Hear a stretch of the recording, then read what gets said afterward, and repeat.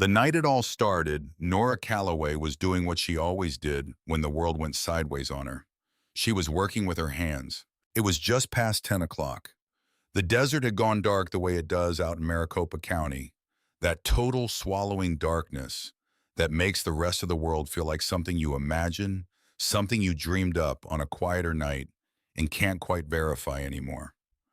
The storm had rolled in from the west around supper time, the kind that doesn't announce itself politely.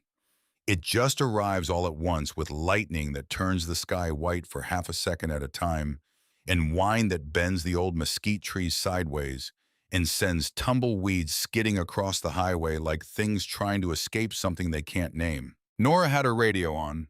Classic country. The older stuff, Merle Haggard, Tammy Wynette songs that sounded like they'd been through the fire and lived to talk about it, songs that understood what it meant to lose something and keep going anyway. She was elbow deep in the engine of a 1994 Ford pickup that belonged to Loretta Fines, a retired school teacher who lived 12 miles out and couldn't afford to take the truck to the dealership in Phoenix. Nora had already told Loretta not to worry about the cost. She'd figure it out later. She always did. The garage her late husband Cal had built was small by most standards. 2 bays, a parts shelf that ran the entire length of the back wall, every bolt and gasket and length of wire organized exactly the way Cal had left them 6 years ago. She hadn't moved a single thing. People in town thought that was grief. It wasn't entirely.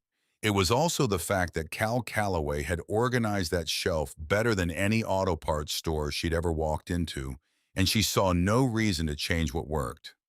Some things you don't fix because they aren't broken. Some things you leave alone because the person who arranged them knew what they were doing, and you respect that even after they're gone. Especially after they're gone.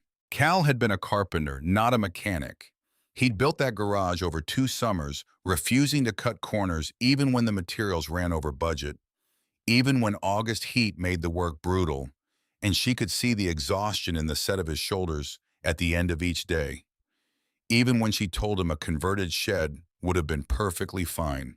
He'd looked at her the way he always did when she suggested something practical at the expense of something right patient, a little amused, utterly unpersuaded, and said, "We're building this to last, not to be convenient." She'd shaken her head and handed him a glass of iced tea and let him be right because he usually was. That had been their arrangement for 38 years, and it had served them both well. He'd been gone 6 years now. Heart attack fast, which people told her she should be grateful for. She was. Most of the time she felt it, the gratitude underneath the loss, the relief that he hadn't suffered, that he hadn't spent months in a hospital bed watching the life drain out of him by degrees. Other times, like tonight with the storm pressing down on the desert and the radio playing something Tammy had recorded in 1968 about a love that outlasted everything. She just felt the absence of him, the way you feel a missing tooth with your tongue. Not agony, just a constant, quiet awareness of the space where something used to be, the shape of what's gone. She heard them before she saw them. Not the motorcycles. The storm had swallowed most of the engine noise by the time they got close. What she heard first were the voices, rough, clipped, a little too loud the way men get when they're frustrated and wet, and trying not to show either one.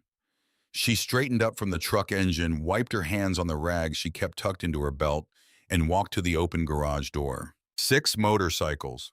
Harleys, all of them. She could tell that much even before she got a good look, even through the curtain of rain. They were rolling into the gravel lot in front of the garage slowly the way vehicles move, when something's wrong mechanically and the driver knows it and is trying not to make it worse. 2 of the bikes were being pushed by hand. The other 4 were running rough, sputtering, one of them throwing a small backfire that cracked like a rifle shot in the wet air and made her flinch before she recognized the sound for what it was. The men on them were big, leather cuts over heavy jackets, dark with rain, patches she recognized even from a distance, even in the poor light, the skull with the wings, the lettering she'd seen in newspaper headlines that always seemed to treat the name itself like a warning, like the word alone was dangerous enough to require handling carefully. She stood in the lit doorway of her garage and watched them come to a stop in her lot. One by one, the engines went quiet. For a long moment, nobody moved. The rain came down. Then the man at the front swung his leg off his bike and stood up to his full height, and Nora figured he had to be at least 6'4", built like someone who'd spent decades doing hard physical work and hadn't seen any reason to stop. He had a gray beard that came down to his chest, dark eyes that looked tired in the way of a man who has been tired for a long time and has made his peace with it, in a face that seemed to have reached some agreement years ago with the fact of being misunderstood. A face that had stopped expecting otherwise and found a kind of freedom in that. He looked at her standing in the doorway. She looked at him. He said, "Ma'am, we're real sorry to bother you. We had some trouble on the highway. We're not looking for any problems. We just need to know if there's a shop anywhere near here that might still be open." Nora looked past him at the 6 bikes. She looked at the rain coming sideways across the lot, the kind of rain that soaks through leather in minutes and turns gravel roads into something you don't want to be navigating in the dark. She looked at the 2 men still standing beside the bikes they'd had to push, water dripping steadily off the brims of their helmets, their expressions carefully neutral in the way that meant they were working hard to appear non-threatening, and knew exactly why that was necessary and had a great deal of practice at it. She said, "There's nothing open within 40 miles in this weather." She paused just long enough for that to settle. "Come in out of the rain." The big man blinked. "Ma'am, we don't want to impose." "I didn't ask what you wanted," Nora said, not unkindly. "I said come in.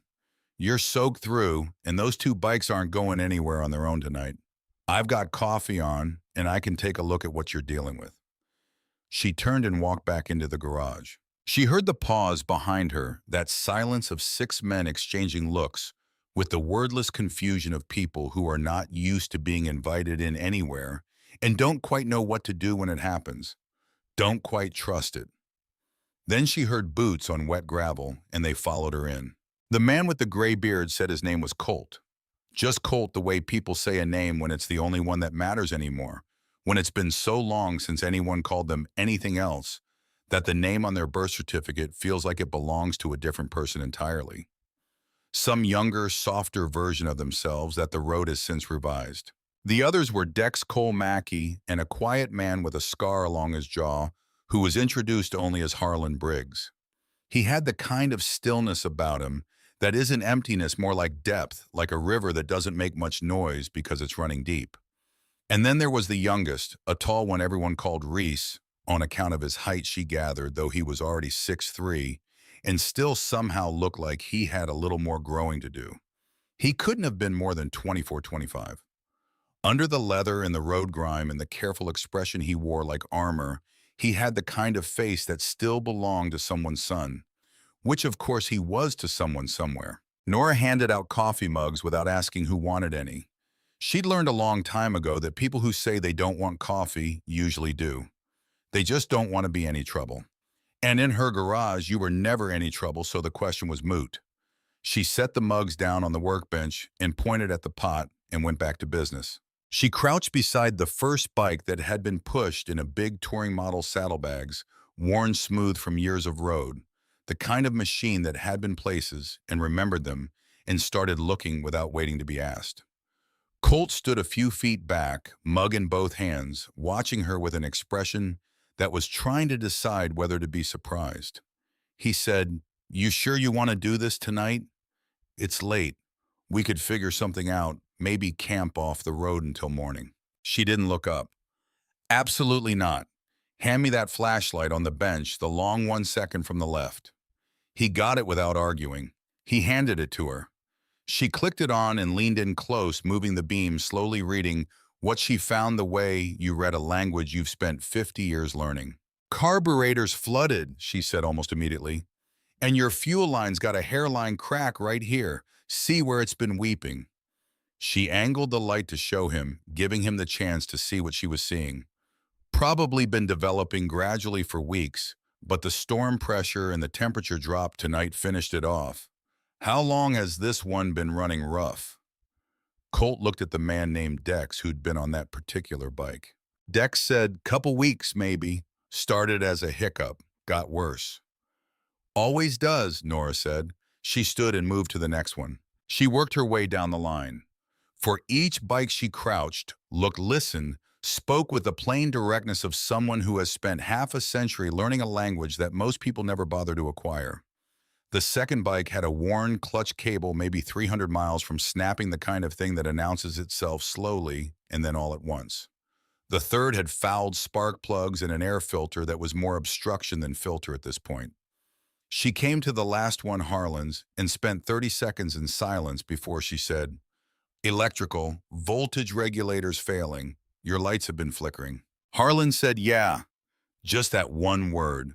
But the way he said it, surprised, like he hadn't expected her to land on it that quickly with that confidence, made Cole let out a short laugh that he converted into a cough badly, and nobody commented on it. Nora stood and looked at all six of them. "I can fix these tonight, all of them. It's going to take a few hours and I'll need you to stay out of my way and let me work. But I can do it." She paused. "I've also got leftover chili on the stove in the house if anybody's hungry. It's nothing fancy, but it's hot." For a moment, not a single one of them said a word. Six big men in a small garage, dripping on her concrete floor, holding coffee mugs that looked undersized in their hands, and not one of them knew what to say. She'd taken the script they were used to working from and replaced it with a different one entirely. Then Colt said in a voice that was quiet and entirely serious, "Why are you doing this?" Nora looked at him like the question was mildly confusing. "Because you need help and I can give it," she said. "That's the only reason there needs to be." She turned back to the first bike and got to work. The men did exactly what she asked. They stayed out of her way. They arranged themselves on the old wooden chairs in the equipment cooler. She'd never bothered moving out of the second bay, and they drank their coffee and talked among themselves in low voices, and occasionally one of them would ask if there was something they could do. Each time she gave them something specific and practical. "Hold this, hand me that, keep pressure here for a second." And they did it without question or performance, which she appreciated more than she let on. She had dealt over the years with men who couldn't take direction from a woman without making it into a whole production of reluctance and qualification. These six weren't that. They took their cues from her in her own space in the middle of the night without any of that noise, which raised them several notches in her estimation without them ever knowing it. Around midnight, while she was working through the wiring on Harlan's bike, Colt settled onto a stool about 8 feet away and said, "You've been doing this a long time." "Since I was 16, she said without looking up. "My father had a shop. Wasn't supposed to be mine. I've got two brothers. But neither one of them had the patience for it, so it ended up mine anyway. Some things find their way to the right person, regardless of what anyone planned. And this garage, this specific one," she kept her eyes on the wiring. "My husband Cal built it. Took him 2 summers. He was a carpenter, not a mechanic, never turned a wrench in his life outside of basic maintenance. But he wanted me to have a real shop. Not a shed, not a rented base somewhere. A real shop that was mine." She paused, finding the fault she'd been looking for, reaching for her crimping tool. "He was particular about things being done right. It was maybe his defining quality." A brief silence settled between them. "He's passed." Colt said it gently, like he already suspected, and was asking only to confirm. 6 years ago. She said it the way you say something you've made your peace with, not the way you say something that still has raw edges, though anyone paying close attention would have noticed both were simultaneously true.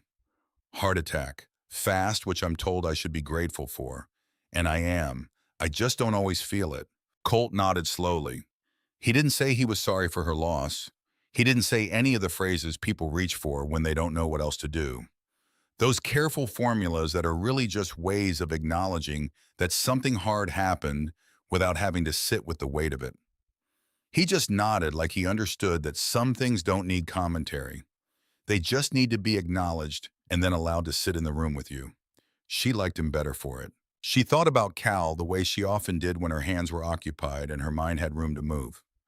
Cal, who had spent 40 years pulling over on the side of the road to help strangers with dead batteries and flat tires and engines that had given up on them at the worst possible time. Not because he had a policy about it, not because he kept a mental ledger of good deeds, but because he genuinely could not drive past a person in trouble without stopping. It was just the way he was constructed at some level below thought or decision. She'd asked him once early in their marriage why he always stopped, why he never just drove past the way everyone else seemed to perfectly comfortable doing. He'd given her that look of his patient, faintly puzzled, like she'd asked him why he bothered to breathe and said, because they're people. That's it. That's the whole reason. She'd carried that for 40 years. She expected she'd carry it for whatever year she had left. It was around 2 in the morning when Reese came to stand near her while she was doing a final check on the last carburetor. He stood a few feet off, turning his coffee mug slowly in his hands, and she could feel him working up to something. She kept working and let him find his way to it in his own time, because some things need to be approached at their own pace. He said very quietly, almost like he was embarrassed about the admission, "Ma'am, I just want to say, we've been on the road 3 weeks. And this is the first time since we left Montana that anybody opened a door for us." Nora looked up at him. He wasn't looking for sympathy. That was the first thing she noticed. His voice was level matter of fact, the voice of a young man stating something that was simply true about the world as he'd encountered it. Not a complaint, not an accusation directed at anyone in particular. Just a fact he'd collected along 3 weeks of road and was now, for whatever reason, choosing to set down here in this garage with this woman he'd met 2 hours ago. She looked at him for a long moment, 24, 25 at most. Under the road grime and the leather, under the carefully neutral expression he'd been wearing since he walked through her door, he looked like exactly what he was. A young man who had learned early that the world had already made up its mind about him, before he opened his mouth, and who had made his own peace with that, the way you make peace with weather. You don't argue with it, you don't waste energy resenting it. You just keep moving, and you learn to notice the rare exceptions, the open doors, and you store them carefully because who knows when the next one will come. She said, "That's a long time to be shut out." He said, "We're kind of used to it." She went back to her work, but she thought about that for a long time afterward. She thought about it while she finished the carburetor and ran the final checks. And she was still thinking about it at 3 in the morning, with the storm beginning to ease and the desert starting to carry that smell. It always carries after rain, like something had been sleeping underground, and the water had finally woken it up, something green and alive and patient. We're kind of used to it. No bitterness in his voice. Just the plain, tired truth of a young man who had walked through enough closed doors that open ones no longer registered as the expected thing. They registered as exceptions, as things to be noted carefully, stored away, taken out later, and looked at in quieter moments. That's not right, she thought. That is just not right at all. By 3:30 in the morning, all 6 motorcycles were running. She lined them up in the second bay and started each one in turn, listening with her eyes half closed the way her father had taught her. Not just hearing the sound, but feeling for it, the way you feel for a heartbeat. Listening for the steadiness underneath the rhythm, the ease or the hesitation, the engine either talking to itself smoothly or working something out. Each one came up clean, even steady, no roughness and no complaint. She shut the last one down and straightened up and found all 6 men on their feet, watching her with the expression she'd seen before on people who had expected less and gotten more. Colt reached into his cut and pulled out a thick folded stack of bills. "Name your price," he said. "Whatever it is, you've been up all night." Nora looked at the money. She looked at him. She shook her head. "Put that away." "Ma'am, I said put it away, Colt." She used his name for the first time, and something shifted in the room when she did, the way a name makes a moment more specific, more present, the way it closes the distance between two people, whether they're ready for it or not.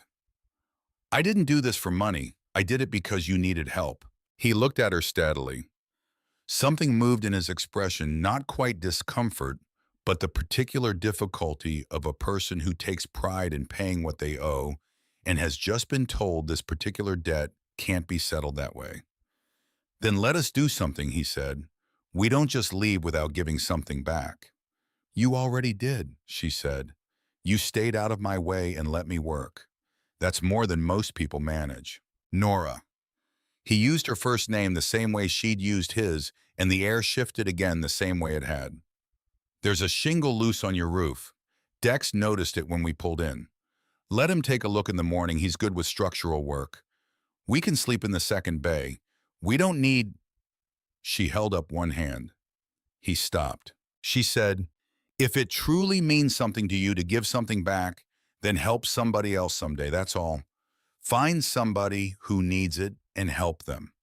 That's how this works. He looked at her for a long moment. Then he nodded. Not the quick nod of someone agreeing to end a conversation, but the slow, deliberate nod of a person taking something in as a real commitment. The kind of nod that means, I heard you, and I'm going to carry that. She'd seen that nod before on Cal when something landed in him the right way. He reached into his breast pocket and held out a small card. She took it. Colt, Hell's Angels, MC, a phone number in plain type underneath. You ever need anything?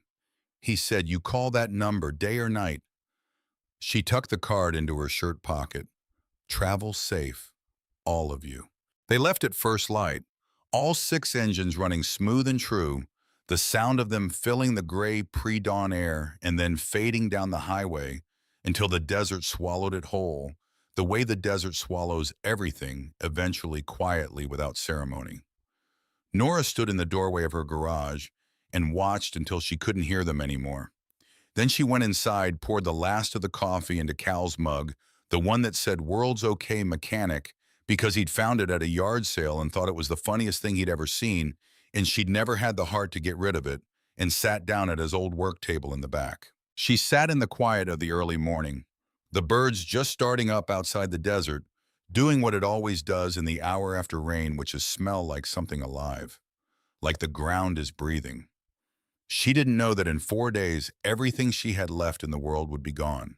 She didn't know that the quiet morning she was sitting in the birds, the cooling coffee, the smell of rain and desert and motor oil, and the faint lingering scent of 6 men who had come in out of a storm was the last quiet morning she would have for a very long time. She didn't know that the card in her shirt pocket was about to become the most important thing she owned. She just sat and drank her coffee and thought about Reese saying, we're kind of used to it, with no bitterness in his voice at all. Just a fact about the world. Just a thing that was true.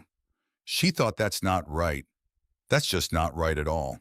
And she thought about Cal, who had spent 40 years stopping on the side of the road for strangers without being asked, who had taught her without ever making a lesson of it. That kindness isn't a transaction. It's a direction. You give it outward, and you trust that it moves through the world, that it touches things you'll never see, that it comes back eventually in forms you couldn't have predicted. It doesn't always come back to you directly, but it comes back. It always comes back somewhere. She didn't know how soon she was going to need that to be true. The letter arrived on a Tuesday, 4 days after the bikers left. She almost missed it, which she thought about later with a cold recognition how easily it could have gone differently. How the whole thing was designed to slide past your attention until the deadline was already eating into you. It had been tucked between an electric bill and an auto parts catalog, the way something is placed when someone wants it to look routine. Nothing special here, just mail. Plain white envelope. Official-looking return address from a county tax assessment office she'd never heard of and couldn't immediately place. She opened it at the kitchen table. She read it twice. Then she sat very still for a while. The letter stated that due to a reassessment of property records dating back to 1987, Nora Calloway was found to be in arrears on property tax payments totaling $31,412. If this amount was not paid in full within 30 days, the county would initiate proceedings to seize and liquidate the property to satisfy the outstanding debt, $31,000. She had been paying her property taxes on time every single year for 32 years. She had the receipts going back to 1991 in a filing cabinet in Cal's study. He had been meticulous about records, and she had learned it from him the way she'd learned everything that mattered by watching, by doing, by understanding in her bones that the world will use your carelessness against you if you give it the opening. She got up from the table, went to the filing cabinet, and pulled the property tax folder. She checked the last 5 years. Paid, paid, paid, paid, paid. On time, every one receipts with confirmation numbers, a paper trail clean and complete and 32 years long. She called the county tax office. She was on hold for 40 minutes, then transferred, then told that the person she needed to speak with wasn't available, then given a different number to call. She called that number and got a recorded message. She left her name and her number and was never called back. She told herself it was a clerical error. These things happened. Systems made mistakes. She did not yet know the name Raymond Hollis, but she was about to learn it. He came on a Thursday morning. Black SUV with tinted windows, too expensive for the road conditions out here, making no attempt to look like it belonged to the landscape. He was maybe 56, trim in a suit that cost more than most people in this county made in 2 months, with a smile that was practiced and warm in the way that means neither one. He stood at the edge of her lot, didn't come all the way up, stayed near his vehicle in a way that was calculated to look casual and wasn't. She noticed the distance. She noticed everything. He said, "Mrs. Calloway, I'm Raymond Hollis. I believe we have some mutual interest to discuss." Nora dried her hands on her rag. "We've never met, Mr. Hollis. We don't have mutual interests." He smiled a little wider. "Your property sits in a very strategic location. I'm a developer. I've been working on a project in this region for several years. A resort and entertainment complex that would bring significant economic benefit to the entire area. Jobs, infrastructure, tax revenue for the county." "I've heard that speech before," she said. "What do you want?" "I'd like to buy your property. It's not for sale." The smile held, but something behind it made a small, nearly invisible adjustment, like a machine shifting into a different gear. He said, "Mrs. Calloway, the offer I'm prepared to make is extremely generous, more than fair market value by a considerable margin. I think if you look at your current situation—" "My current situation is fine," she said. "Good morning, Mr. Hollis." She went back into the garage. She heard his car door close eventually, heard the engine start, heard the SUV back out of her lot and pull away down the highway. She stood at her workbench with her hands flat on the surface, not working, just standing, thinking. My current situation is fine. She believed that when she said it. She had no idea that by the time his tires hit the highway, the machinery he'd already set in motion, the mechanism that had been moving toward her for weeks before he ever stood in her lot, was accelerating in ways she couldn't yet see or measure. What happened next came 3 days later on a Friday afternoon when Doyle Greer pulled his truck into her lot and sat in the cab a long moment before getting out. Doyle ran the feed store 2 miles down the road and had been something like a friend to her and Cal for 30 years. The kind of friend you don't see every week, but who's always been there in the background of your life, solid and reliable, who you'd call without hesitation in a real emergency. When he came into the garage, he wasn't quite meeting her eyes. Unusual for Doyle, who was not a man given to evasion. She said, "Doyle, what's wrong?" He said, "You heard the name Raymond Hollis yet?" She dried her hands. "He came by Thursday, offered to buy the property." Doyle nodded the nod of a man who'd expected that answer and hadn't been hoping for it. He said, "That man has been buying up land in this county for 3 years. Everything between the highway and the ridge, almost all of it he's got now. Yours is the last piece he doesn't have." "I know," she said. "It's not for sale." "I know it's not for sale." He finally looked at her directly. "What I'm telling you is that when Hollis can't buy something, things start happening." He told her about 2 families, the Delaney's over on Route 9, the Voss family 2 miles east. Both had been targeted. Both had ended up selling. Not because they wanted to, because by the time Hollis was done with them, fighting back cost more than walking away, and they hadn't had a choice they could live with. He paused. He looked tired. "He came into my store yesterday afternoon, bought a bottle of water, had a very casual conversation about how unfortunate it is when good people get tangled up in expensive legal situations." He looked at her steadily. "He was warning me away from you, Nora. standing at my own counter telling me to keep my distance. She felt the first real flare of it then, that cold, clean fury she'd been holding at arm's length since the tax letter arrived. She kept her face level. "What did you tell him?" "I told him I don't take business advice from people who buy a bottle of water and call it a purchase." The corner of Doyle's mouth was tight. "Then I asked him to leave." She looked at him. Something moved in her chest, something older than gratitude and more durable. "Doyle, you don't have to." "I know I don't have to." His jaw was set. "Cal helped me out of something in 2009 that I've never told you about because he made me promise I wouldn't. But it was the kind of help that changes the shape of things, the kind you don't forget." He stood up from the cooler he'd settled on. "So whatever you need, you tell me. I don't care what that man says about entanglement." After Doyle left, she stood in the quiet of the garage and thought about Cal. Cal, who had been gone 6 years and was apparently still in this town in some form, still throwing a long shadow of decency over people he touched, still protecting her from a distance she couldn't measure. She thought, "I have to fight this. I don't have a choice about that." She went to Cal's work table. She picked up the card she'd tucked under his coffee mug the morning the bikers left. The card she told herself she probably wouldn't need. She looked at it for a long moment, then she set it back down. Not yet. She had to try every other road first. She had to know she'd done everything she could on her own before she made that call. That was the rule she'd set for herself, and she intended to keep it. She didn't know how short those roads were going to be. The second letter arrived 4 days after Hollis's visit, tucked inside a plain envelope, with no return address printed on heavy cream-colored paper that felt expensive in a way that made her uneasy before she'd read a single word. Something about the weight of it, the quality. It was from a law firm, Hargrove, Dunn and Associates, Phoenix, and it contained 3 paragraphs of dense legal language that she read standing at the kitchen counter, then carried to the table and read again, slowly moving her finger under each line the way her mother had taught her to do when something important needed to be understood exactly, not approximately. The substance was this: a company called Sonoran Land Holdings, LLC, was asserting a claim to approximately 1.4 acres of her property based on a deed transfer executed in 1987, which they claimed had never been properly recorded, but which they were now prepared to enforce.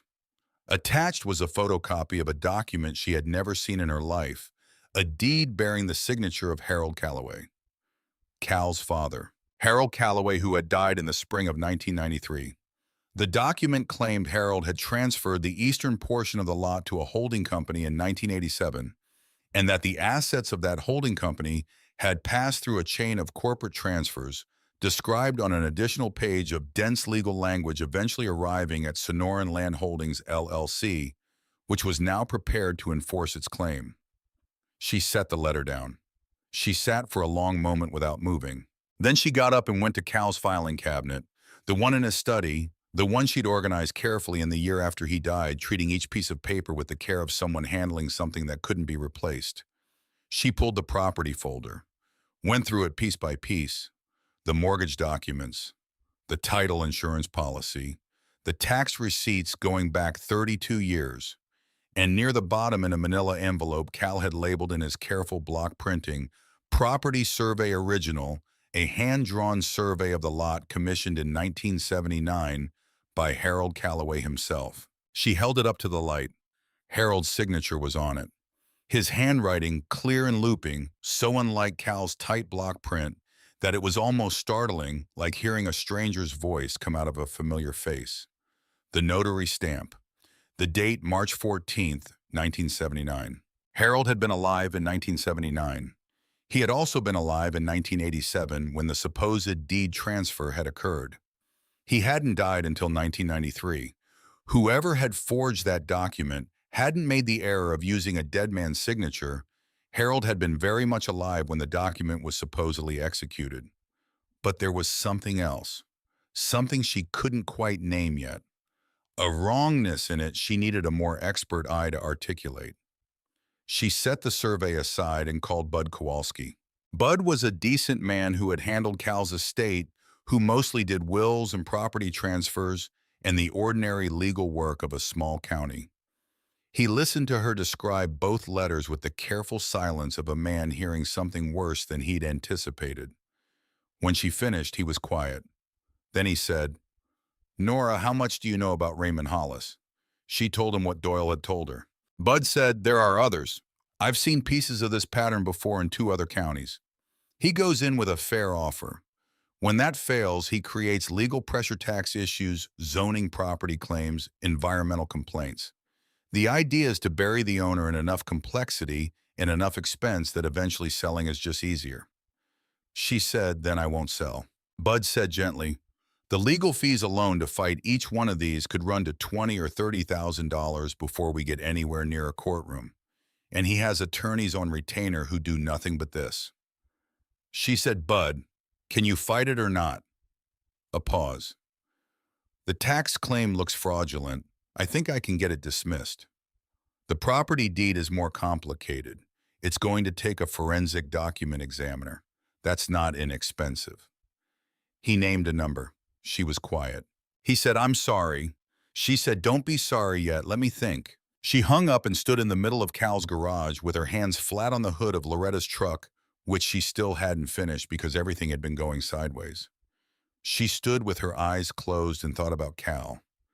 Cal, who had refused to cut a single corner building this garage, who had trusted her with everything he'd built this land, this building his name, and who had never once imagined it would need defending from a man in an expensive suit with a paper trail manufactured specifically to exhaust her. She opened her eyes. She looked at the card on the work table. Not yet. Every other road first. She just didn't know yet how quickly those roads were going to end. The inspectors came on Monday morning. 2 of them. County Health and Safety, clipboards, official vests, in the particular manner of men who have already decided what they're going to find. She followed them at a distance and said nothing. She knew what a legitimate inspection looked like. It looked like 2 people checking things against a standard. What this looked like was 2 people assembling a case.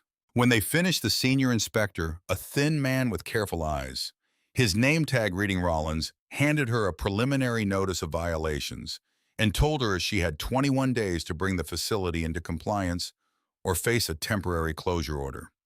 She looked at the list. 14 items. She said, "Mr. Rollins, this garage passed its last inspection 14 months ago with 0 violations. Every item on this list was present in the same condition at that inspection." He said, "Standards change, ma'am." She said, "Do they change retroactively?" He said, "I'm just doing my job." She said, "Are you—" He looked at her for a moment. Something moved behind his eyes, not guilt exactly, but not nothing either. A shadow of something. Then he said, "Have a good day, Mrs. Calloway," and left. She watched his vehicle pull out and felt the walls closing in, not in a way that paralyzed her, but in a way that clarified things. 3 angles of attack in 10 days. The tax claim, the deed assertion, now the inspections, sequential, compounding, designed to make the cost of staying feel greater than the cost of leaving. She called Bud that evening and told him about the inspection. He confirmed what she already suspected. Rollins had appeared in connection with 2 other properties Hollis had targeted. The inspector was a lever and someone was working it. She said, "Bud, I need someone who can fight all of this together, not piece by piece." He said, "I know someone in Tucson, Stellan Webb. He handles property fraud, specifically the coordinated institutional kind. He's the level of attorney that Hollis's people would have to take seriously." She said, "Call him." She hung up and sat at the kitchen table and made a list the way Cal had taught her: facts first sequence, second interpretation third. What she had, what she needed, what couldn't be replaced, and what could be reconstructed. She had 32 years of tax receipts, the title insurance policy, the 1979 survey with Harold's signature, Bud on the tax claim, the truth which wasn't nothing even when it felt like it. What she didn't have was time or money to spare or any illusion about how hard this was going to get. She folded the list and put it in Cal's drawer and went to bed and lay in the dark thinking about the card on the work table and thinking, not yet, try every road. and eventually she slept. She didn't know that 3 nights later, someone would come through the window of Cal's study while she was in the garage, go through the filing cabinet with practiced hands, and take the one document she could least afford to lose. She found out on a Thursday night. The headache had been building since early afternoon, the dull, persistent kind. At 9:30, she finally listened to her body and put down her tools and went inside. Made tea, sat at the kitchen table in the quiet, letting the still of the house work on the headache the way quiet sometimes does. She thought about Cal, about the first summer he'd built the garage, how he'd come inside each evening covered in sawdust in a particular kind of satisfaction, how he'd stood at the finished building the morning it was complete and just looked at it for a long time without saying anything. Then he'd looked at her and said, "That's yours. All of it. Yours." She'd kissed him and said it was theirs. He'd smiled and said, "Yours." She sat with that until the headache eased, then got up to put her mug in the sink. She passed the door to Cal's study. She almost didn't look in. She looked in. The filing cabinet drawer was closed, but the lock was disengaged. She always left it locked. Without thinking, every time, the same way she checked the stove burners and tested the garage door. Automatic, unvarying. She walked in slowly. The drawer was closed, but not quite flush, a quarter inch off the way a drawer sits when someone unfamiliar with its particular weight has closed it without knowing you had to lift slightly as you pushed to get it to seat right. She opened it. The property folder was in the wrong place. Not dramatically, just 2 folders ahead of where it should have been. As if someone had pulled it, gone through it quickly, and returned it in a hurry close enough to write that they expected it to pass unnoticed. She went through it piece by piece. The tax receipts were there. The title insurance policy was there. The 1979 survey was there. The original deed, the real one, the document that proved what she owned and when she'd owned it, the one with the county recorder's stamp and the notary seal, and Cal's signature alongside hers, was gone. She stood in front of that open drawer and felt something she hadn't let herself feel yet in all of this. Not fear, not helplessness. Something colder and cleaner and more focused than either of those. A fury so complete and so contained it didn't make a sound. They had come into Cal's house. They had gone through Cal's things. They had taken something Cal had left her to protect. She stood with that fury and let herself feel every degree of it, because she had learned over 67 years that you cannot manage something you haven't honestly felt. You have to give it its full weight. Then you set it down and think. She called Bud's emergency line and left a message. Called the county sheriff's non-emergency line and reported the break-in, stayed on hold 19 minutes, gave the deputy everything. While she waited for someone to arrive, she went back to the filing cabinet and made her list. It was longer than she'd feared. Cal had kept duplicates in a separate accordion folder at the back of the closet shelf, organized with the same meticulous care he'd given the parts shelf in the garage. The original deed wasn't there, but the title insurance policy was. The tax receipts were. The 1979 survey was. And one more thing, a letter from Harold Calloway to Cal, dated August 1991, 2 years before Harold died, discussing the property, its boundaries, its history, his intentions, handwritten in that clear looping cursive, Harold's signature at the bottom. She held it carefully. Harold writing to his son in his own hand in 1991. Still alive, still using that signature. She thought about the forged document in Hollis's lawyer's possession, the one claiming Harold had transferred this land in 1987. Whoever made it had been counting on time doing the work of concealment for them, counting on the natural attrition of documents, the way things get lost in the decades after someone dies. They hadn't counted on Cal, who kept everything and labeled it clearly and organized it better than anyone had a right to expect. She set the letter back in the accordion folder and set the folder on the kitchen table where she could see it, and she waited for the deputy. The deputy was young and earnest and wrote everything down carefully. She thanked him and did not share what she actually thought, which was that she expected limited results from a process in a county where Hollis had been operating for 3 years with minimal serious resistance. She walked the deputy to his car and came back inside, past midnight. She sat at the kitchen table with her tea and looked at the card on the work table and thought about all the roads she'd tried and how short they'd been one by one. She had Bud, who was good, but who had said himself he wasn't in Hollis's weight class. She had the Tucson attorney who hadn't called yet. She had a stolen deed and a fabricated tax claim and 14 manufactured violations and an inspector on Hollis's payroll in a county system that might be compromised in ways she couldn't fully see yet. She looked at the card for a long time. Then she went to bed and told herself she would call Stellan Webb in the morning, and if what he had wasn't enough, she would make the other call. She woke to a voicemail from Bud Stellan Webb would call at 8. At 8 exactly, her phone rang. Webb had the voice of the man who had spent 20 years in courtrooms and had long since stopped being surprised by anything, but who spoke to her with precision and genuine respect and moved fast. He asked clear, specific questions, dates, names, the chain of corporate transfers in the letter, and she answered from memory because she'd read that letter so many times she could have recited it in her sleep. He was quiet for 4 seconds when she finished. She counted. Then he said the notary stamp on the 1987 deed belonged to a woman named Clara Owens, who had retired from notary work in 1984. She had not been licensed to notarize any document in 1987. And the shell company at the end of the corporate chain, the one supposedly transferring assets to Sonoran Land Holdings, had not been registered in Arizona until 2019. A 1987 transfer could not legally arrive in a company that didn't legally exist until 32 years later. She set her coffee mug down very carefully. She said, "So it's fabricated." He said, front to back, "Whoever did this was counting on you being too scared or too financially exhausted to look closely." A pause. "Bud tells me you were neither." She said, "Not yet." He almost laughed. She could hear it at the edges, quickly controlled.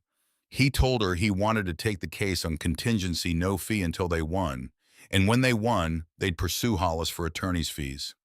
He would pull the full property records, access the tax payment history coordinate with Bud on the tax claim. Then he said Nora, using her first name for the first time, and she noticed the shift. When Hollis realizes you have real legal representation, he's going to escalate. He'll go after your garage license, your business registration, and sometimes in cases like this, it gets more personal. She said, "How personal?" He said he'd seen intimidation, vandalism. In one case in another county, a structure fire that an insurance investigator had called suspicious origin. The words sat in the air. She said, "I understand." He said, "I'm not telling you this to frighten you. I'm telling you because you need to make a clear-eyed decision." She said without hesitating, "I want to fight this." He said, "Good. Then we start today." Something settled in her chest when she hung up. Not relief, but the first solid ground she'd felt in 2 weeks. She was not without weapons. She had truth and documentation, and now an attorney who knew how to use them. What she did not know was that Hollis had already decided she was taking too long. It was 2 Fridays after the inspection. She'd been in the garage until 9:30, the headache that had plagued her all day finally easing enough to let her make real progress on a clutch job that had been waiting. Then the headache came back harder, and for once she listened to her body and put her tools down and went inside. Aspirin, tea, the log she'd been keeping of every call and letter and visit, because Bud had told her to document everything, and she had taken that seriously.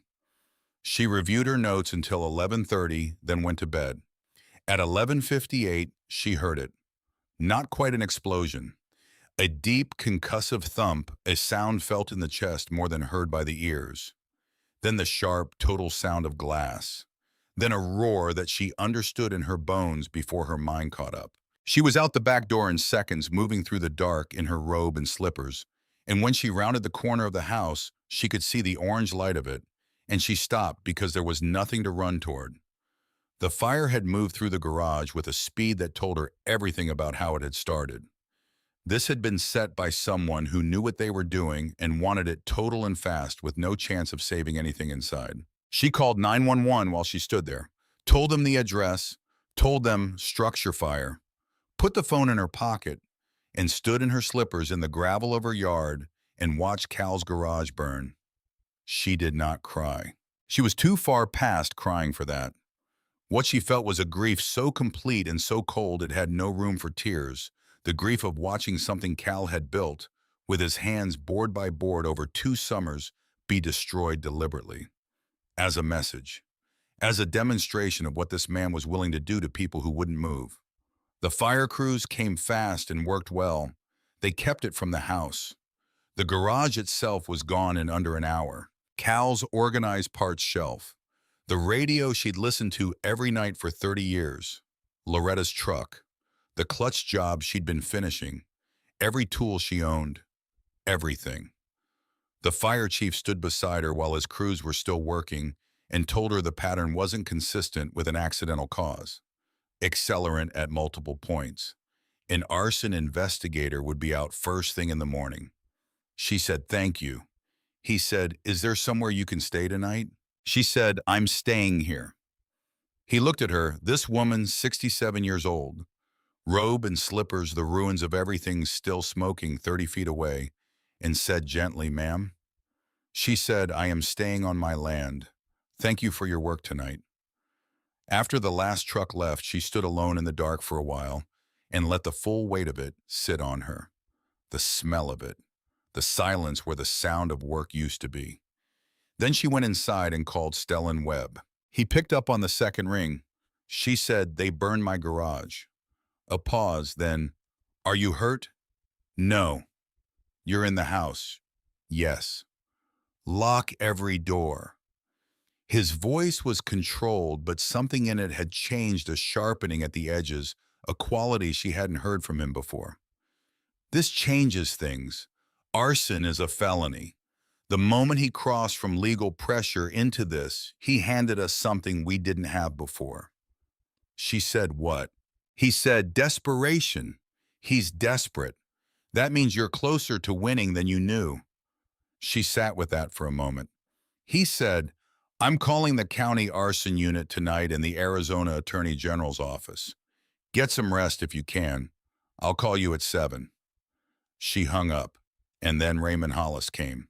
She heard his car on the road before she saw the headlights, that same quiet, expensive engine twice before in her lot, and she knew the sound of it now, the way you learn the sound of something you've been watching.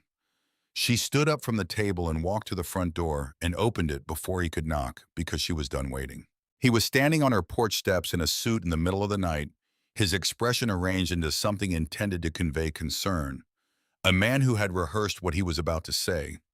He said, "Mrs. Calloway, I heard about the fire. I'm very sorry for your loss." She said, "Get off my porch." His expression didn't change. "I think this would be a good time for us to revisit. Get off my porch." A silence. Then something happened in his face. The practiced warmth fell away cleanly like a mask that had been held in place by effort and had simply been released. What was underneath was cold and matter of fact.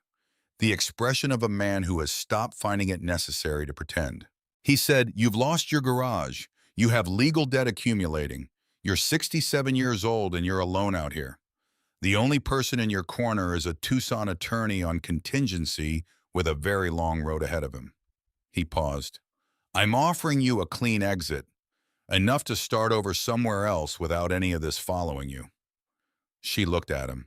She looked at this man who had spent 3 years swallowing this county piece by piece, who had burned what Cal built with his own hands to send her a message, who had come to her door in the middle of the night because he expected grief and exhaustion and isolation to have done what his lawyers hadn't. She took one step forward so she was standing at the very edge of the porch, close enough that he could see her face clearly in the dark. She said, "I made a phone call, Mr. Hollis. The person I called made some more calls. I think the next few weeks are going to surprise you." He searched her face for the bluff, for the fear underneath the words. He said, "You're alone, Mrs. Calloway." She said, "I was." She went inside and locked the door and stood on the other side of it, listening to his footsteps on the gravel, the car door, the engine, the sound of him backing out and driving away until the desert took it. Then she went to the kitchen, to the work table. She picked up the card and held it in both hands and thought about what it meant to make this call. She thought about what people would say. She thought about Doyle's face. She thought about Reese saying we're kind of used to it with nothing in his voice, but the plain, tired truth of it. She thought about Cal. She knew exactly what Cal would say. He'd say you helped them when they needed it. That's done. Now you need help. Call. She called. 4 rings. Then a voice rough with sleep but instantly alert the way some people come awake trained to it. Yeah, she said, Colt. This is Nora Calloway. You came through my lot in a storm 3 weeks ago. 6 bikes. I fixed them. He said, I know who you are. The way he said it, immediate warm zero hesitation did something to the place in her chest she'd been holding tightly together for 2 weeks without fully realizing she was doing it. Something loosened. Something she hadn't known was clenched. She said, I think I need help. A pause. 3 seconds, maybe 4. Then Colt said, tell me everything. She did. 20 minutes straight, the longest she'd talked about herself to another human being in 6 years. The tax letter, the deed claim, the inspections, the stolen deed, the garage burning Hollis on her porch at midnight. All of it in order the way Cal had taught her facts, first sequence, second interpretation, third. Colt didn't interrupt once. When she finished, he was quiet for a moment. Then, are you physically safe tonight? Yes. Lock your doors, all of them. Don't touch anything in that filing cabinet, and don't move anything in the house. A pause. I'm going to make some calls. I'll call you at 7. She said, Colt, I don't want... Nora. He said her name the same way she'd said his in the garage, and the same thing happened the way a name spoken by the right person at the right moment changes the temperature of the air between two people. You told me to help somebody else someday. I'm going to do that now. Will you let me? She sat at Cal's work table in the dark, the card in her hand, his coffee mug beside her, the filing cabinet standing open in the next room, 30 years of her life under threat. She said, okay. He said, I'll call you at 7. Lock your doors. After she hung up, she sat for a while in the quiet. The desert outside was still. The smell of smoke was faint now, just at the edges. She got up and locked every door, set the card back under Cal's mug, and for the first time in 2 weeks, she slept. While she slept, Colt was already on 3 different calls. By 3 in the morning, a message had gone out on a network that stretched across 6 states, moving the way messages move through networks built on trust and obligation, and the kind of loyalty that develops between people who've learned the world doesn't look out for them and have decided to look out for each other instead. What she had set in motion 3 weeks ago one night, one storm, one pot of coffee, one refusal to lock her door, was already becoming something neither she nor Raymond Hollis had any frame of reference for. She just slept, and the desert was quiet around her house, and somewhere on the highways and the dark engines were starting. She woke at 5:30 to a phone that kept buzzing, 3 missed calls from a number she didn't recognize, and 1 voicemail from Colt that had come in at 4:17 in the morning. She played it standing in the kitchen in her robe waiting for the coffee to brew. His voice was steady, no trace of sleep, like he'd been awake for hours and hadn't minded. Nora, I've talked to some people. There's an attorney I want you to speak with. His name is Stellan Webb. Bud Kowalski recommended him, and I've had him verified he's the real thing. He's already spoken to Bud, and he's been briefed on what I described. He'll call you at 7. Pick up even if you don't know the number. She poured her coffee and stood at the kitchen window looking at the dark lot where the garage had been. The concrete pad was still there, the foundation of the thing Cal had built, the part that couldn't burn. She thought that's where we start. At 7 exactly, her phone rang. Stellan Webb had already been working for several hours. She could hear it in his voice, that focused energy of a man who'd been given a problem he found genuinely interesting and had been at it long enough to form strong opinions. He moved fast, no pleasantries. Within 90 seconds, he was asking specific questions, and she answered from memory. He told her what he'd found. Clara Owens, the notary whose stamp appeared on the 1987 deed, had retired in 1984. She could not have notarized a document in 1987. And the shell company at the end of the corporate chain had not been registered in Arizona until 2019. A 1987 transfer could not arrive in a company that didn't exist until 32 years later. She set her coffee mug down carefully. So it's fabricated. Front to back. Whoever built this was counting on you being too scared or too broke to look closely. A pause. Bud tells me you were neither. Not yet. He almost laughed. She could hear it at the edges. He told her he'd take the case on contingency. Pull the full records coordinate with Bud on the tax claim, contact the sheriff's office about the break-in separately. He'd been building a case against Hollis's pattern for 8 months in 2 other counties. What happened to her had given him the plaintiff he needed. Then, I want you prepared for what comes next. When Hollis understands the level of representation you have, he'll move faster and harder. The garage that was him telling you the rules had changed. If we push back, he may decide they've changed again. She said, then we push back hard. He said, good, because the day you called Colt, you stopped being alone in this, and he has considerably more reach than Hollis anticipated. The number on the missed calls turned out to be Daniel Pruitt, a private arson investigator out of Phoenix that Webb had dispatched at first light. She found him at the edge of the burn lot when she went out at 7:45, a lean, deliberate man in his 50s who spent 2 hours examining what the fire had left behind and came back to her with a report that confirmed what the fire chief had said. Accelerant at 3 points along the structure's base, professional application, not amateur work. Someone had been paid to burn Cal's garage. Someone had considered it a business transaction. At 8:15, Doyle's truck pulled into the lot. He sat in the cab a moment before getting out, the same hesitation she'd seen in him before a man who'd been holding his breath and wasn't sure yet if it was safe to exhale. When he came to where she was standing at the edge of the foundation, he stopped and looked at what was left, and something moved across his face she didn't have a name for.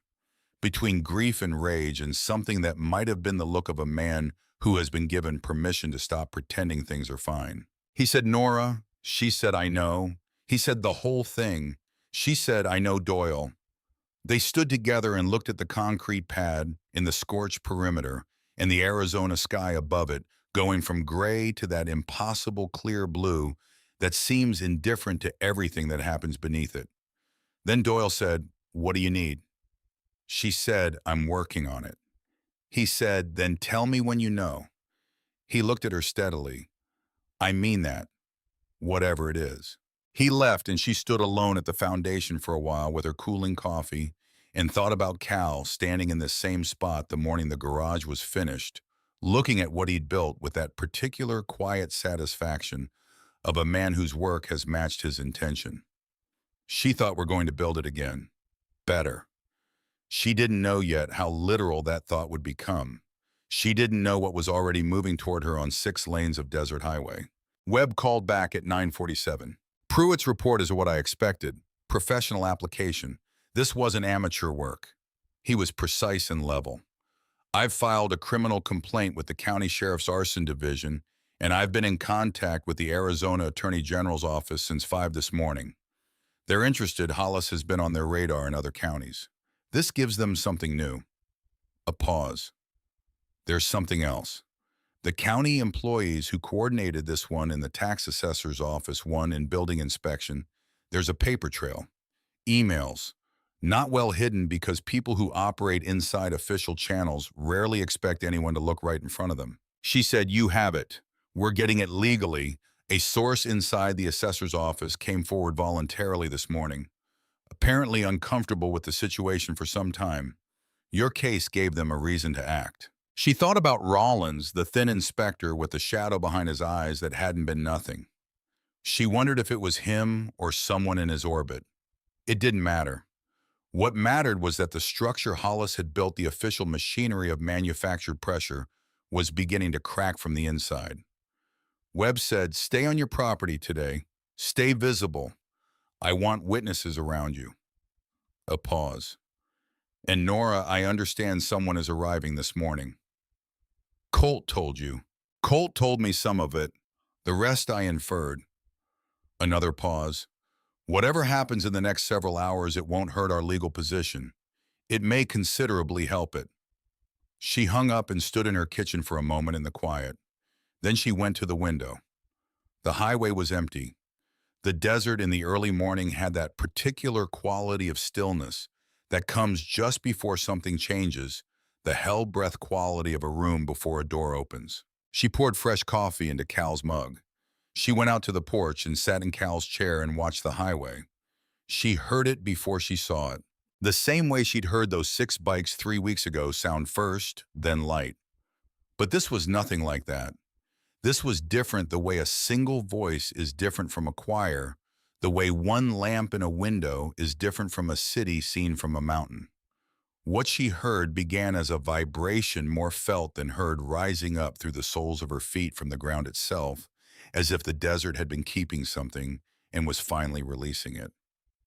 Then it built. It built and did not peak and fade the way a single vehicle does. It kept layering engine upon engine upon engine until it wasn't a sound anymore, but a presence, a physical weight in the early morning air pressing against everything. The first headlight appeared on the highway, then 10. Then she stopped counting. They came in a column that stretched further than she could see in the gray light, 2 by 2, orderly and deliberate, the sound of them filling the desert from one horizon to the other. Turning off the highway into her road that had never in 32 years held more than a few vehicles at a time, and they kept coming and kept coming and kept coming, a river of light and sound that seemed to have no beginning and no end. She stood up from the chair. She walked to the edge of the porch and put both hands on the railing and held on.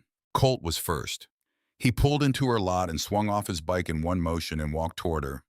And in the gray light of the early morning, he looked tired the way a man looks when he's ridden through the night and decided the riding was worth more than the sleep. But his eyes were clear and direct, and when he reached the porch steps, he stopped and looked up at her for a moment without saying anything, just looking, giving her a chance to take in what was behind him. The lot was filling. The road was filling.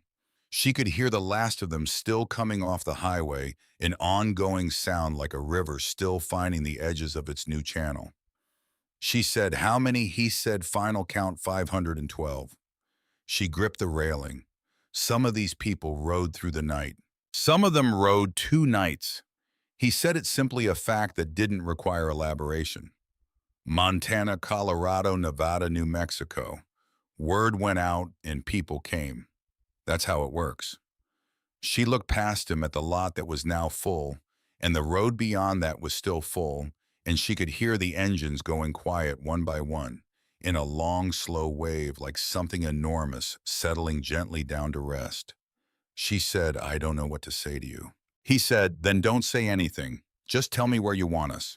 The flatbed trucks arrived 40 minutes later. 3 of them loaded with lumber and steel and concrete and roofing material and tools, not rented tools, not borrowed equipment, but own tools.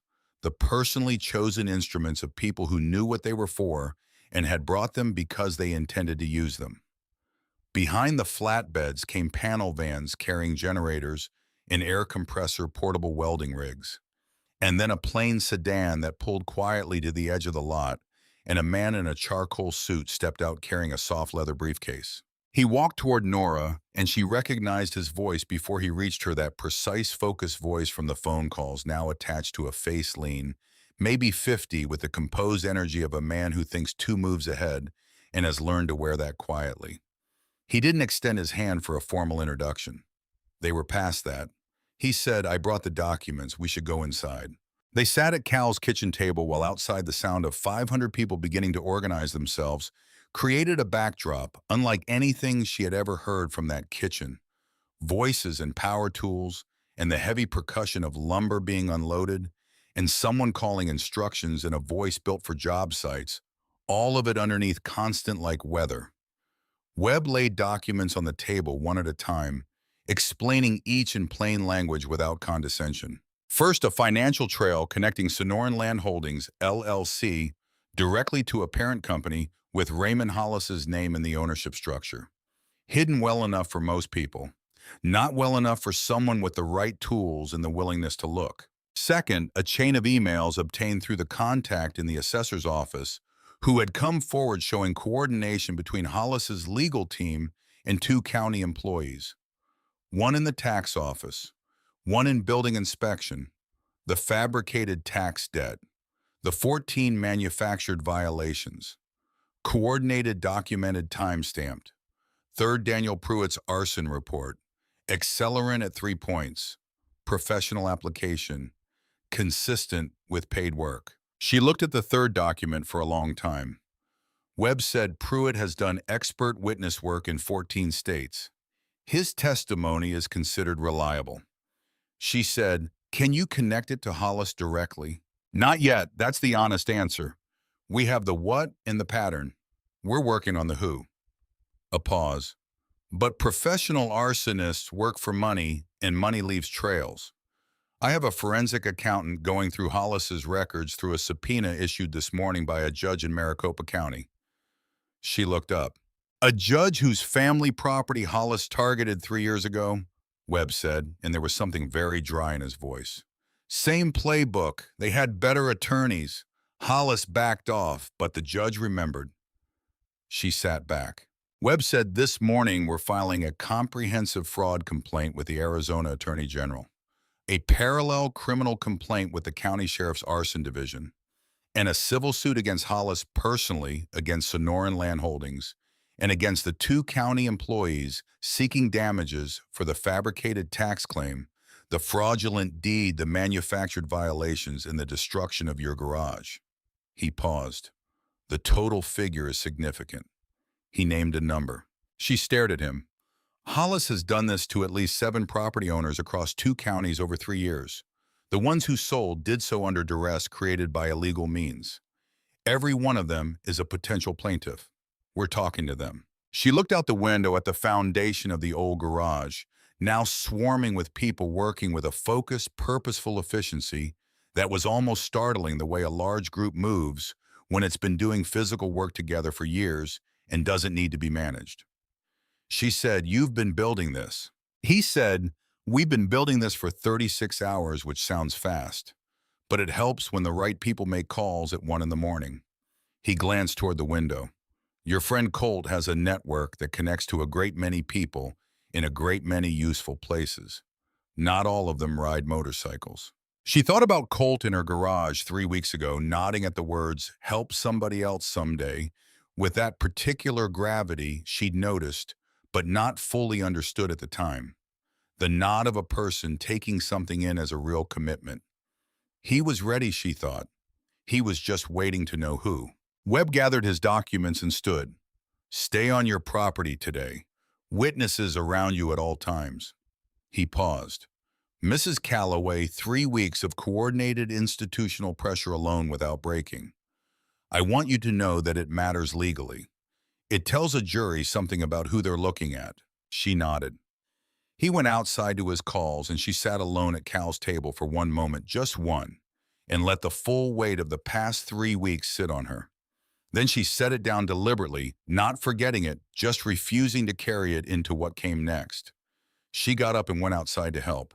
What happened in the next 12 hours was the kind of thing she would spend years trying to describe and never quite get right, because it wasn't really about the building, though. The building was real, and it was happening with remarkable speed and precision. It was about something that ran underneath all of it like a current. Something she could feel but couldn't name in the moment. She watched Cole, one of the original 6, spend 45 minutes on a single corner of the frame, getting it plumbed to a fraction of an inch, because he'd decided that corner was his and he was going to do it right. She watched Harlan Briggs running electrical conduit with 2 other men moving through it with the efficiency of someone who had done exactly this kind of work 1,000 times. She watched Reese doing whatever needed doing, wherever someone needed another pair of hands, tireless easy, stopping every time he passed Doyle Greer's food table to say something that made the women there laugh. Doyle had come back at 8 with his truck full of sandwiches and coffee and cold drinks, and he'd stood at the edge of the lot looking at what was happening with an expression she'd never seen on his face before, a man who'd been holding his breath for weeks and had finally been given permission to put that down. Then he'd found a spot near the food table and started handing things out, and that was how he spent his day. Loretta Fines came at 9 with 2 women from her church and a pot of beef stew large enough to feed 40 people, and within an hour there was a whole separate operation running at the picnic table that had nothing to do with construction and everything to do with making sure nobody working went hungry. People from town arrived steadily through the morning, not all at once, not as a group, but one and two at a time. People she knew, people she half knew, some she'd never spoken to directly. A retired contractor named Aldous who'd heard it on the local radio. Apparently someone had called a station, because by 9:30 there was a reporter at the edge of the lot, and Webb was having a quiet but pointed conversation with her about what could and couldn't be discussed while an active legal proceeding was in motion. Around noon, Colt found her and brought 2 sandwiches and stood beside her looking at the new structure rising on the footprint of the old one. Bigger than the original. 30% larger, Garza, the crew lead, who'd come up from Tucson with 6 others, had told her. Colt said, "How are you doing?" She said, "I'm trying to understand what this is." He said, "What do you mean?" She said, "I gave you one night. Fixed 6 bikes, made coffee, told you to help somebody else someday. And this shush." She gestured at the 3 acres of organized, purposeful humanity surrounding her house. "This is not proportionate." He was quiet for a moment. Then, "You want to know why people really came?" She said, "Yes, that's exactly what I want to know." He said, "Because most of them have never had anybody open a door. Not a real one, not the kind you open when you look past what somebody looks like, and you just see a person who needs help. Most of my people have walked into 100 towns and watched 100 people look at their patches and decide they already knew everything they needed to know." He paused. Word went out that there was a woman in Arizona who looked at 6 road-dirty strangers at 10 o'clock on a stormy night and said, "Come in out of the rain." And what people heard, what I heard when I put out the call, was that that woman was in trouble.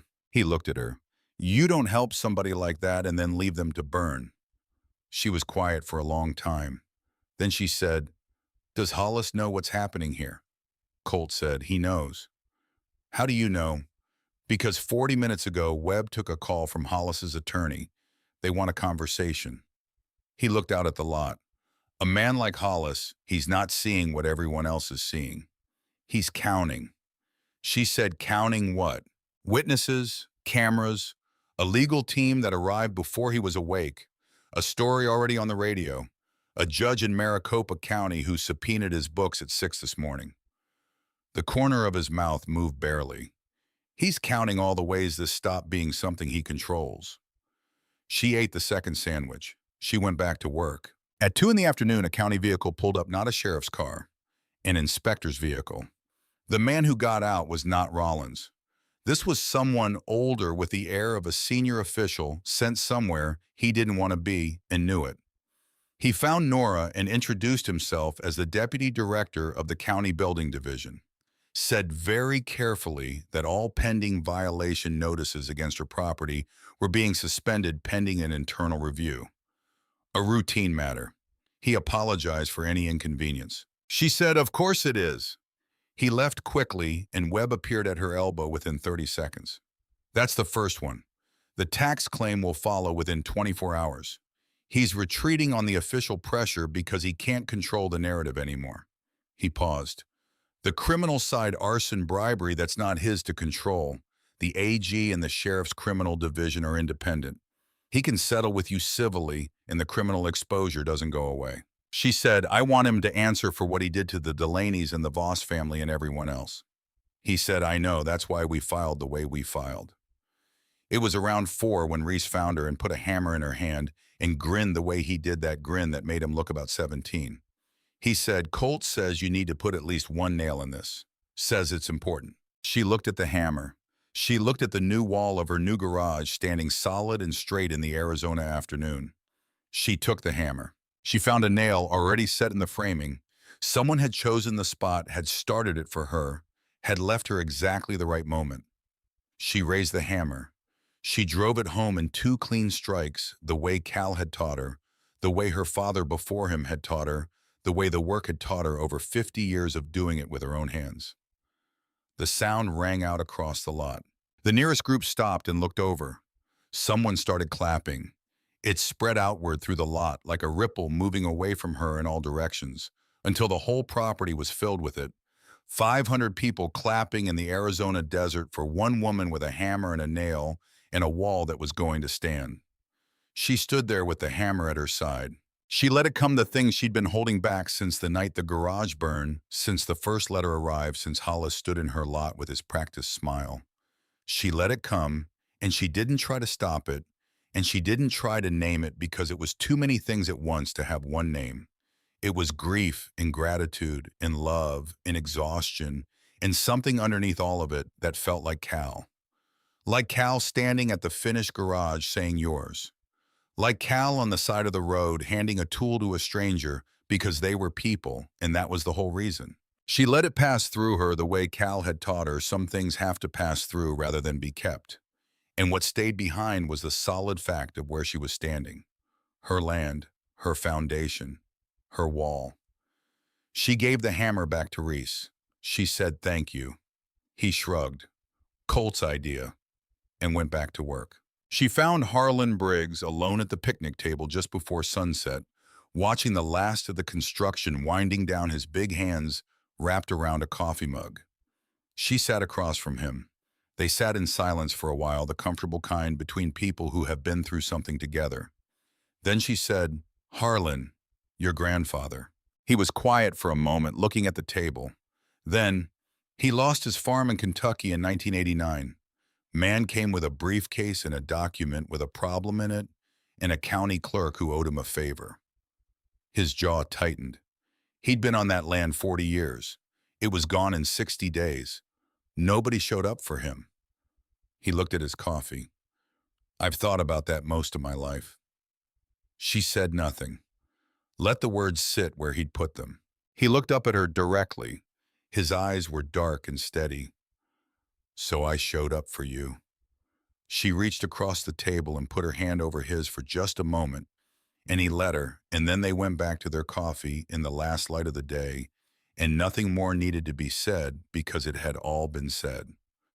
The call from Raymond Hollis came the next afternoon, not from his attorney, from Hollis himself on her personal number. She almost didn't answer. She looked at the number for 2 rings, then answered because she had decided after the night the garage burned that she was done letting this man approach her on his terms and in his time.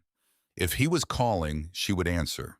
She would let him say what he came to say, and she would say what she had to say, and it would be done. His voice came through the line, and it sounded nothing like the voice that had stood on her porch at midnight.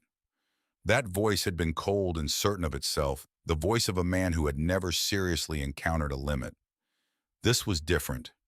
This was the voice of a man who had spent 2 days watching the full dimensions of what he'd started reveal themselves one layer at a time, each worse than the one before. He said, Mrs. Calloway. She said, Mr. Hollis. A silence, then, I want to... He stopped, started again. What happened to your property? The garage. He was choosing words with the care of a man whose attorneys have told him exactly what he can and cannot say. I'm prepared to make that right. She said, I know you are. He said, I hope we can find a way to... She said, Raymond. A pause the first time she had used his given name, and something shifted in the silence between them when she did. Mr. Hollis, I'm going to stop you there. Her voice was level and even, and she felt Cal in it, that steadiness she had borrowed from him so many times over 40 years that it had finally become entirely her own. She said, your attorneys and my attorney will handle the civil side. That's what they're for. But I want you to understand something, that no attorney can negotiate on your behalf. She paused. There are 7 families in this county who lost things they can't get back because of what you did. Not just property, time, peace, the feeling of safety in their own homes. I can't give that back to them, but I am going to make sure that what happened to them is on the public record in detail in a public proceeding so that everyone in this county and beyond it knows exactly what a man with a briefcase and a forged document can do to people who trust that the system is honest. She let that land. That happens regardless of what you and I settle today. Do you understand me? A long silence. Then he said yes. She said, "Good day, Mr. Hollis." She hung up, stood for a moment with the phone in her hand, and the smell of fresh lumber around her, and the sound of the last of the work being finished inside. Then she put the phone in her pocket and went in to help.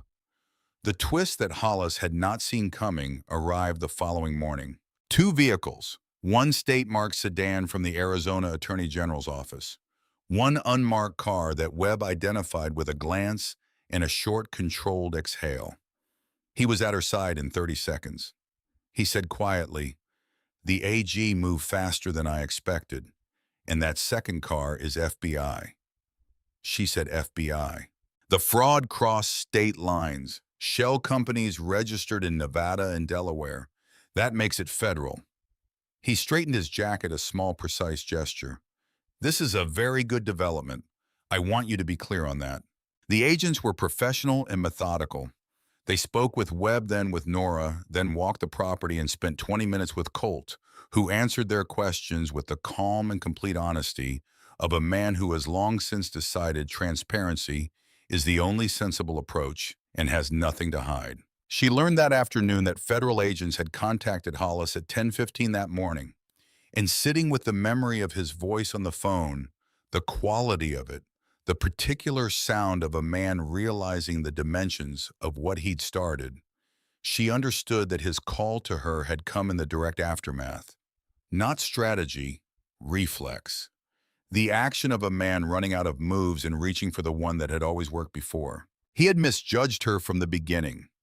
That was probably his most fundamental error, not the forged deed or the arson or the manufactured violations, but the assumption that she was the same as everyone else he'd done this to. That the right combination of pressure and money would produce the expected result. He had never considered that she might be someone who buried her husband on this land and meant it when she said, "You'll have to drag me off." A week after the federal agents came, Hollis's attorneys called Webb with a settlement offer. Webb brought it to her at the kitchen table, the same table where she'd read the first letter. He laid it out plainly, a number larger than she'd ever held in her life, enough to begin again anywhere. A confidentiality clause, no admission of wrongdoing, and silence, her silence legally binding about everything. She looked at the number for a long moment. Then she looked at Webb. She said, "What does the silence clause mean for the Delaney family?" He said, "It means they never find out what happened to them was part of a coordinated illegal pattern. It means the 7 families he targeted never have a public record to point to. It means the next person he does this to, and there will be a next person in a different county with a different name, has nothing." She said, "Then we don't take it." He looked at her steadily. "I want you to understand what we're choosing instead. 2 years of litigation minimum. Depositions, discovery trial. Hollis still has resources. It will be hard and it will be long." She said Stellan. She used his first name for the first time and he paused. She said, "He burned Cal's garage. He stole a document with Cal's father's forged signature on it. He stood on my porch at midnight and tried to buy me out of my own life." She paused. "And he did the same thing to 7 other people who didn't have a card in their pocket and someone to call. What do I tell them if I take his money and sign his silence clause?" Webb was quiet for a moment. Then he said, "I'll call Aldrich in the morning and tell him the offer is declined." She said, "Tell him we're prepared for discovery." He wrote it down. The last night with the garage finished and most of the 500 settled into the field behind the house in their bedrolls and tents. She sat in Cal's chair on the porch, and Colt sat in the dirt beside her with his coffee, and the stars were out the way they get in the Arizona desert, total, overwhelming, the whole sky lit, as if it's trying to make some point about scale. She said, "Colt, why did all of you really come?" He didn't rush to answer. He sat with it, turning it over, finding the true words rather than the easy ones. Then he said, "Because people spend their whole lives deciding who we are before they know us. We ride into a town and they lock their doors, and we know we've always known what the locked door means. It means you've already been tried and convicted by someone who's never said your name." He paused. "You didn't lock your door. You opened it at 10 o'clock on a stormy night, and you made coffee, and you worked until 3:30 in the morning, and you refused our money, and you told us to help somebody else. And then you went about your life as if what you'd done was the most ordinary thing in the world. He looked up at the stars. That kind of thing doesn't get filed away. It gets carried. She said, I didn't do it to be carried. He said, I know. That's exactly why it was. She looked at the new garage standing solid and dark against the night sky. The parts shelf Harlan's friend Briggs had rebuilt in solid oak matching Cal's original layout exactly from the dimensions she'd given him. It was not Cal's garage. Nothing could be Cal's garage again, and she wasn't going to pretend otherwise. But it was hers fully and legally and permanently hers, built by 500 people who had driven through the night because a woman they'd never met had once treated strangers like human beings. She said, he would have liked you. Colt said, who? She said, Cal. He was quiet for a moment. Then tell me about him. So she did. She talked about Cal for a long time in the dark with Colt, listening the way he always listened completely, without filling the space, letting her find her own way through it. She talked about the garage and the organized shelf and the coffee mug, and the way Cal drove 10 miles under the speed limit for as long as she'd known him, which had driven her absolutely crazy for 40 years, and which she now found herself doing without thinking about it. She talked about his hands and his patience, and the way he'd believed without sentimentality and without naivety that people were worth the effort. All of them. Every last one. When she finished, the night had gone deep, and most of the voices in the field had gone quiet. Colt said, he sounds like somebody who knew how to live. She said, he did. He really did. They sat in the easy silence of two people who understand each other without needing to explain themselves. In the morning they left. Not all at once over the course of several hours, engines starting up one at a time, and then in clusters, the sound building and spreading out toward the highway in waves. She stood on her porch and watched them go, and many of them nodded as they passed or raised a hand, and a few stopped briefly.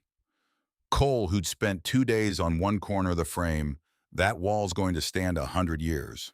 Dex, who'd barely said 10 words in 3 days, stopping his bike and looking at her and saying simply, good luck to you, Mrs. Calloway. Like he meant it as the most serious thing he knew how to say, which was probably true. Mackie, who she'd barely exchanged a word with, just touched the brim of his helmet as he passed and kept riding, and somehow that said everything it needed to. Reese was near the end of the line. He pulled up to the porch and stopped and didn't say anything for a moment, looking down at his handlebars. She waited. Then he looked up at her and said, when I told you that first night that nobody ever opened a door for us. He stopped, started again. I want you to know that I'm going to remember that you did. For the rest of my life, I'm going to remember it. She said, then use it. When you see someone who needs a door opened, you open it. Don't think about it. Just open it. He said, yes, ma'am. He rode away. Colt was last. He sat on his bike at the edge of the lot after everyone else had gone, the desert settling back into its ordinary silence around them, and he looked at the new garage standing solid in the morning light for a long moment. Then he reached into his breast pocket and held something out to her. She stepped off the porch and took it. Same card as before. On the back in his handwriting, the same blocky, deliberate script she'd later see framed on the garage wall, day or night. Always. She looked up at him. She said, I never lost the first one. He said, I know. He smiled the full, real smile she'd seen only a handful of times, unguarded the smile of a man who doesn't give that away often and means it completely when he does. Then he rode away down the road, and she stood in her lot and listened to the sound of his engine carrying down the highway, fading into the desert, growing smaller and smaller until there was nothing left but the wind and the birds and the solid, settled silence of her land. Her land. Fully, legally, permanently hers. She turned and looked at what remained. The new garage. The parts shelf in solid oak rebuilt to Cal's dimensions. The correctly rated electrical panel. The windows that let in more light than the old ones. On the back wall above the shelf, the piece of paper in Colt's handwriting framed, because Reese had found a frame somewhere in the supplies and hung it without being asked. She opened the door. We didn't forget. She went inside and poured coffee into Cal's mug, the one that said, "World's OK Mechanic," because he'd found it at a yard sale and thought it was the funniest thing. And she carried it out to the new garage and set it on the new workbench and stood in the space that smelled of fresh lumber and concrete and the particular clean smell of a building just beginning its life. She put her hand flat on the workbench the way she'd put it flat on Cal's workbench 1,000 times. The way her father had taught her to touch a surface before you work it, to feel what it's made of, to understand what it can hold. She said quietly to no one, and to Cal, and to the 40 years they'd built together, and to the last 3 weeks, and to the 500 people who'd carried something she'd passed along without knowing its weight. Okay. And then she got to work. Raymond Hollis was indicted by a federal grand jury 11 weeks later on charges of wire fraud, conspiracy to commit arson, bribery of public officials, and racketeering. 6 of the 7 families whose properties had been illegally targeted joined the civil suit. The trial lasted 3 weeks. The verdict was not close. Hollis's resort project was never built. The land between the highway and the ridge stayed what it had always been: desert and small ranches, and the particular stubborn beauty of a place that has resisted being turned into something it isn't. The garage on the old Arizona highway became the kind of place people talked about in the way they talk about places that mean something beyond their function. A roadside mechanic shop run by a woman with grease-stained hands and gray hair, and a coffee pot that was always on, and a policy never written down, never stated aloud, but felt from the moment you pulled into the gravel lot of never turning away anyone who needed help. People stopped there for years. Travelers, locals, strangers passing through on the long, flat stretches of highway where there is nothing but sky and distance and the occasional question of whether you'll make it to the next town. They stopped, not always knowing why, drawn by something that had no name, but that you felt the moment you arrived. Something that said you are not a stranger here. Come in out of the rain. On the back wall of the garage above the parts shelf Cal had organized, and Briggs had rebuilt in solid oak, hung a framed piece of paper. Not a certificate, not a diploma, just a handwritten note in plain block letters. She opened the door. We didn't forget. That was all. That was everything. Some things once given freely into the world do not diminish. They multiply. They travel roads you never walked and reach people you never met and return to you, change larger, louder than anything you started with, in the form of 500 headlights coming down your road at dawn when you needed them most. Nora Calloway knew that now the way she knew engines, not as theory, as truth she had held in her hands. Kindness given without fear and without condition is the loudest thing there is, and it never ever burns.